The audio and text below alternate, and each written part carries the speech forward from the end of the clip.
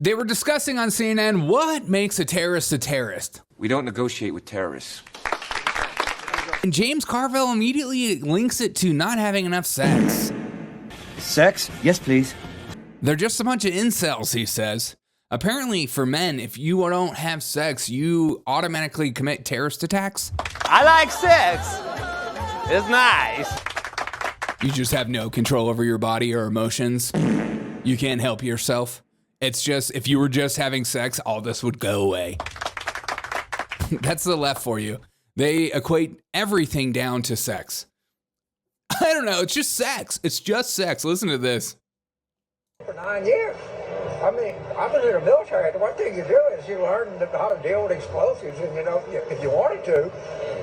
Fortunately for us, 99.99% of them don't do that. But at the end of the day, it's just my theory, and I'm going to be right 80% of the time. Here it is. These people have some kind of sexual problem. I think that most of them are incels. I'll be wrong 20%. I think some of these people have some incel problems. They got some sexual problems. What's up, Liz? You have a great 2025 as well. They have some kind of sexual problem. I love that they are bringing in the NOLA correspondent as well. Bring in the New Orleans guy. Let's get his take on what's happening. What do you think is happening going on in New Orleans with the terrorist attack and people being run over? What is your logical conclusion to this? 9% of them don't do that. But at the end of the day, it's just my theory, and I'm going to be right 80% of the time. Okay. These people have some kind of sexual problem. I think that most of them are incels. I'll be wrong 20%. I'll say that, but I'm not going to be wrong much more than that. If we just go after all these incels, another incel thing. Yeah, if you're a virgin, if you decide to be a virgin due to your religion, you have no choice but to become a terrorist. Look, I'm going to be wrong 20% of the time, but right now, I'm not wrong at all. Listen, look at it. Have you seen some of these terrorists? They're some nasty looking guys. And he might be right, because just last night, a news broke of a man 40 years old in Payette, Idaho, for planting an IED on a train car last night. What the is going on in America? 2025 is off to an insane start.